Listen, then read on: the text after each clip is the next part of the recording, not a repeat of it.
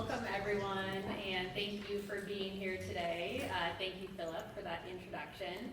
My name is Samantha Rohman, and I have lived in Palo Alto since 2001. I am a Jane Lathrop Stanford Middle School graduate, as well as a Dunn High School graduate.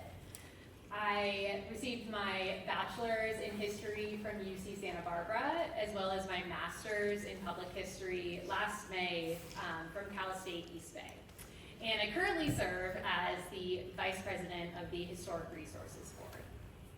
And I live in a 1926 cottage here in Palo Alto in one of our quickly disappearing cottage courts with my rescue dog, Bo. And if you would like a copy of this presentation, or if you would like to view the pictures close up, there are several pictures on many of the slides.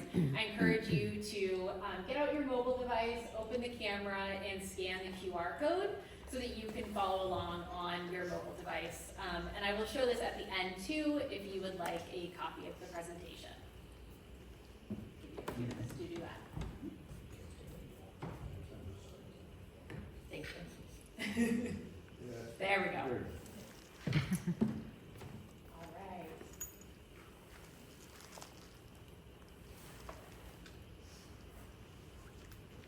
Wonderful. So PAST has been awarding preservation awards since 1998, and we honor preservationists in the community as well as homeowners and businesses who steward their buildings and their properties.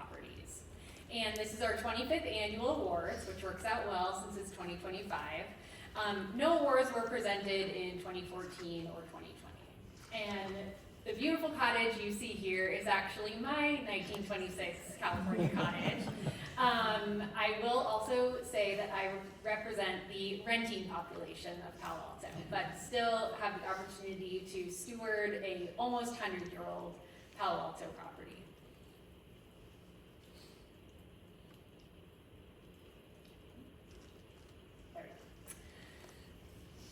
And so when I was asked to give this presentation, I had an overwhelming number of properties to choose from.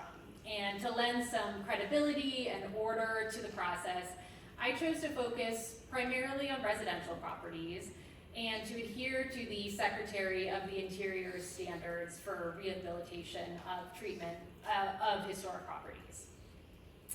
And the lenses through which I viewed the previously awarded properties then are preservation, rehabilitation, and restoration. And the Secretary of the Interior does have a fourth standard that is reconstruction, but it was not applicable in this case. In addition, I also leaned on the California and National Register standards, community cooperation, and a healthy dose of local flair for what makes Palo Alto Palo Alto.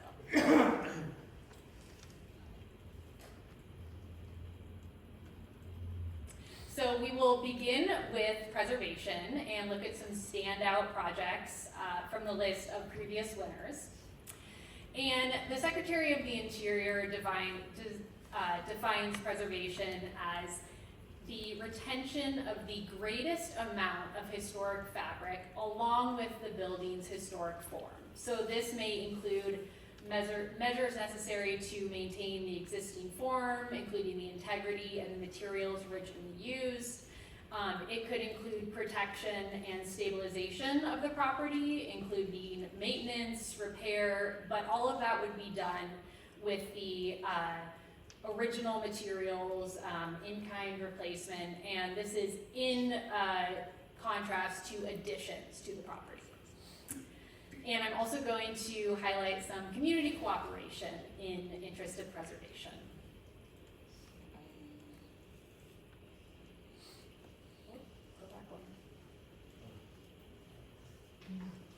There we go. So to start us off, this is the Theophilus Allen House, circa 1905. It was designed by A.W. Smith and built by Gustav Laumeister. It is a Category 1 on our local inventory, and it has also been on the National Register since 1999. And in its time, it was considered the most attractive home in Palo Alto. And it's a stunning example of the California arts and crafts movement, which was also loosely tied to the progressive movement. At the top left, you'll see the house as it was from its 1999 National Register listing in black and white. In the center is when it sold in 2011, and the top right is from its most recent sale in 2020.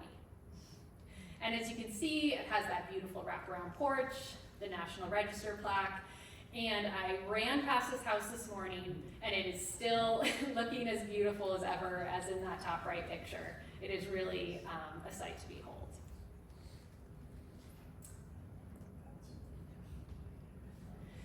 And one of the good things about when a house like this changes hands is we actually sometimes get to see inside and look at all of that beautiful restoration work that has been done. So we're getting a peek inside this house. Theophilus Allen is notable in Palo Alto history as he established Palo Alto's first Christian Science church.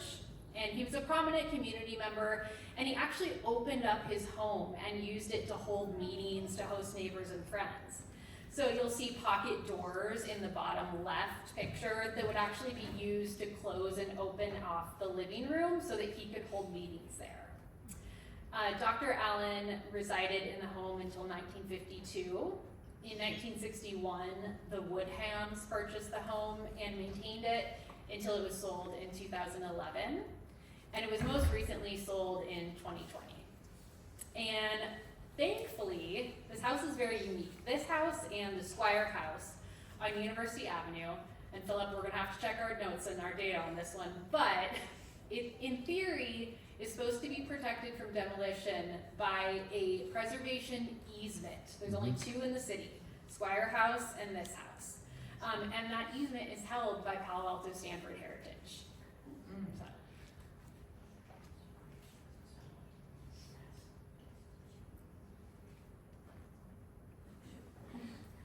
Next, I want to turn to, in contrast to preservation by individual owners, preservation by a community, in this case, two neighborhoods. In 2016, PAST recognized both Green Meadow and Green Gables neighborhoods for their listing on the National Register, which was in 2005. And Green Meadow was built between 1954 and 1955, and Green Gables circa 1950, both Eichler communities. And these were the efforts of the Eichler Historic Quest Committee. And these serve as great examples of what can be accomplished when neighborhoods come together to preserve the fabric of their community and their special place in Palo Alto. And they actually have design guidelines that were agreed upon for Green Meadow, and they preserve a sense of community, a consistent scale of development, architectural compatibility, and green landscapes. And the guidelines go on to say that sensitive and adaptive Eichler neighborhood planning enhances property values and reflects favorably on the values of the community: strong local identity, connection to history, neighborhood cohesion over individualism, efficient floor plans, indoor-outdoor living, and a commitment to a high quality of life. So this is a fabulous example of preservation in Palo Alto.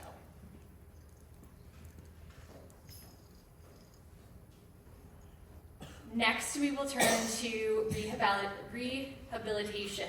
And the Secretary of the Interior defines this as repair, alterations, or additions that make a property usable while preserving those features that convey its historical, cultural. It's okay. I'm gonna pause.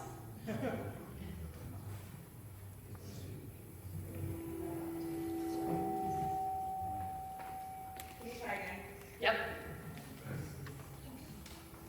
Okay. It's a little tinny.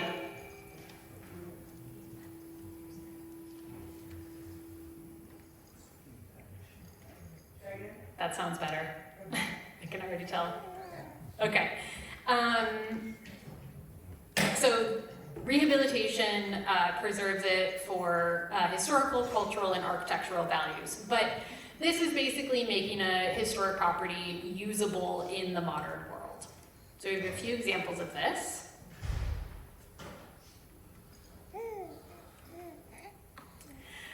In 2007, PAST recognized the Munger House moves, and the house you will see here is Mariposa House on Stanford campus. And rather than demolishing 5 historic structures, they elected to move them to a different part of campus to use them as administrative offices. The house you see here was built in 1892 as a boarding house on Stanford campus.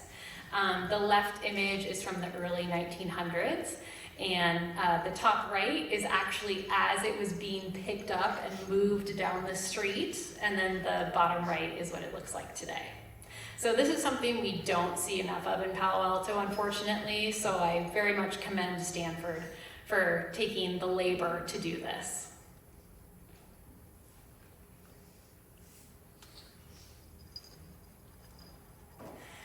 And this presentation would not be complete without a Burge Clark design, of course. In 2004, PAST honored 1247 Cowper, the Norris household. It is a Category 1 on our local Palo Alto inventory, and it's also listed on the National Register for both its owners and its design.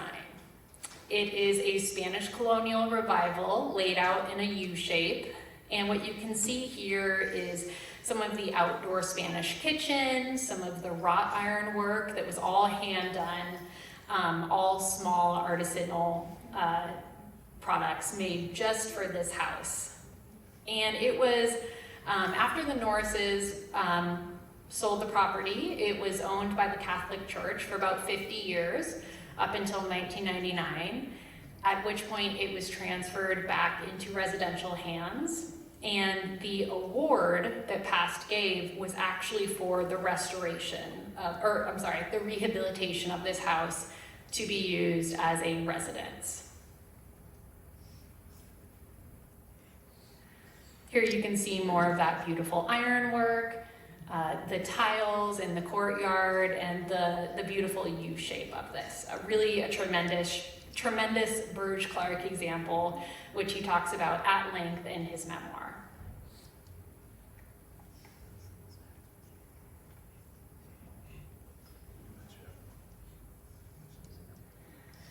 And finally, we'll talk about restoration. And restoration is the process of accurately depicting the form, features, and character of a property as it appeared at a particular point in time. So this could mean removing parts of a property that are not original to the time period being portrayed. It could also mean reconstructing missing features. And we have several beautiful examples in Palo Alto that PAST has recognized.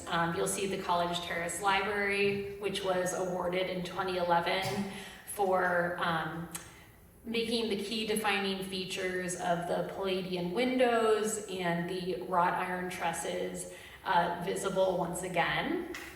You'll also see 564 University, which was awarded in 2015. And it was restored back to its original appearance using materials from deconstruction, so materials applicable to the time that it was built. And then you'll see 1027 Bryant, which was awarded in 2018. It was returned to its former relationship with the street. The front porch gable was reinstated. The roofing was reinstated, and the historic turret was restored. So some beautiful examples.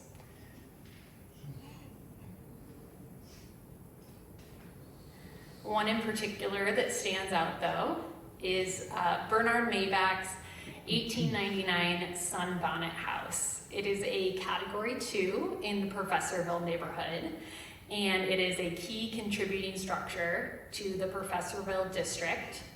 It is an outstanding example of Bay Area arts and crafts style. And the restoration, which was awarded in 2013, restored the cantilevered gambrel roof, opened up the stairwell in the dining room, restored the wood-paneled living room, and replaced the foundation, which is no small feat. So you will see top left as it was in 1982, bottom left, and the right, you can see that beautiful sunbonnet roof. That was in 2010.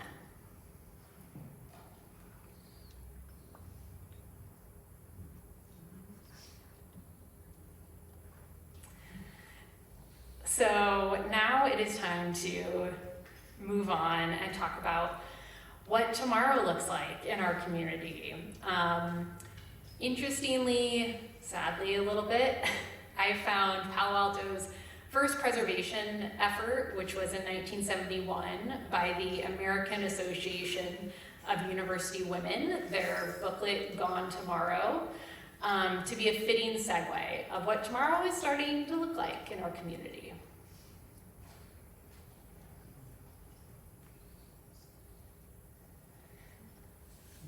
This is a little bit of what tomorrow is starting to look like. I have seen more houses like this in my neighborhood, and you may have as well, than I care for. This is an article that was published in March in Slate magazine called How Giant White Houses Took Over America. And in it, the author bemoans the takeover of the giant white houses.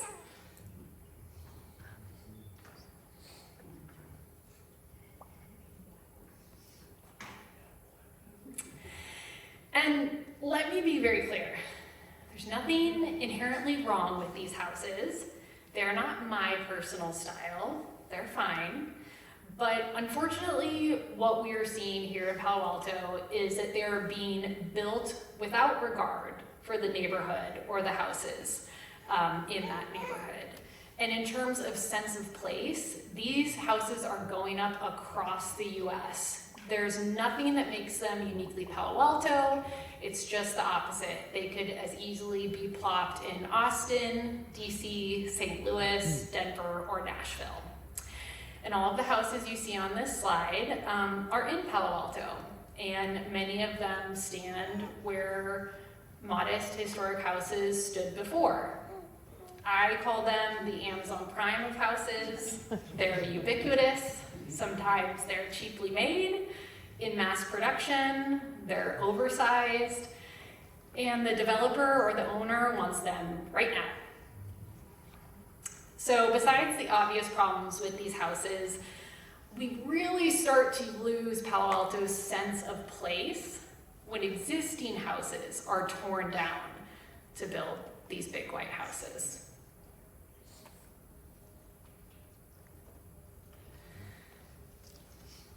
This might be a little painful, but example one, before 1144 Forest Avenue, a modest 1938 cottage, cozy single-family residence with an ADU contemporary to the front cottage in the back. And now, this is the after. 3,000 square feet of house, originally listed at almost $10 million. Wow.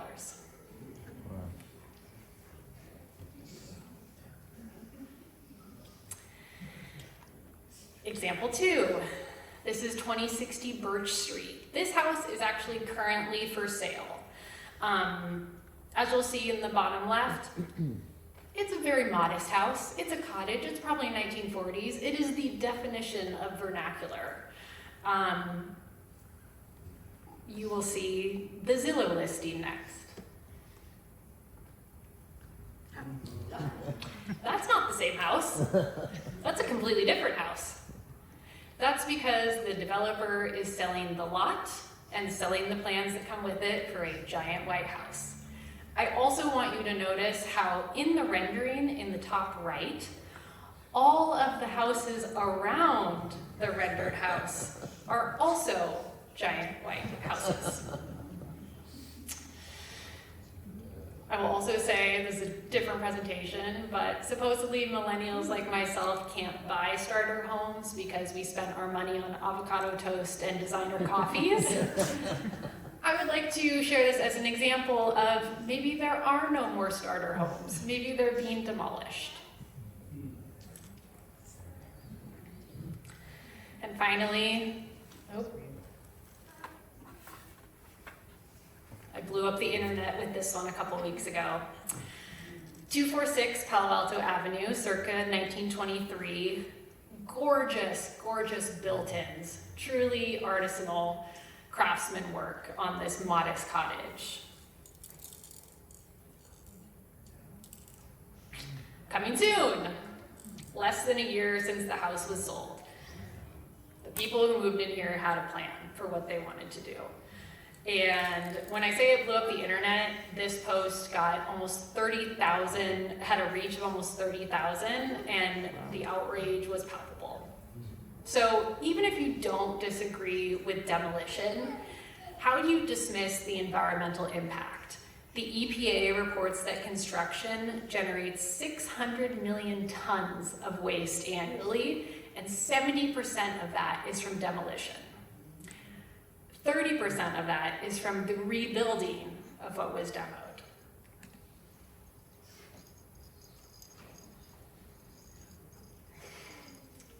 And this will really drive it home. Left, 1083 Forest Avenue, built in 1917, and right, 1095 Forest Avenue, built in 1922.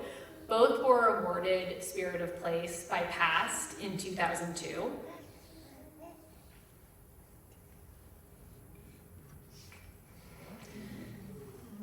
And this is what is there now. An active construction site with what appears to be a large black house going in on the left and a garage on the right. I don't know what that is. So this is what our Spirit of Place is starting to look like now. So if we don't take action, Palo Alto is going to lose that defining sense of place. So what's to be done?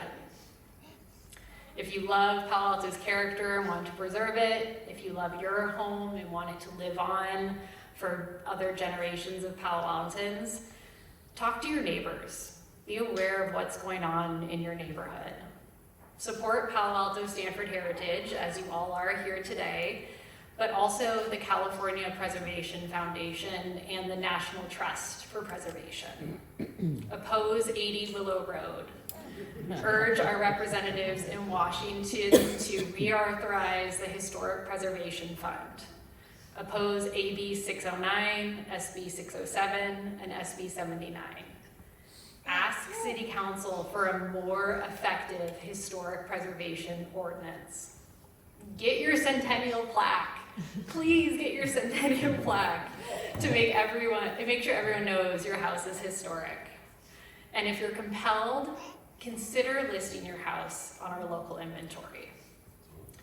By taking these actions, you can preserve not only your home, but Palo Alto for future generations. That's stewardship, that's community, that's preservation, and that's preserving sense of place. Thank you.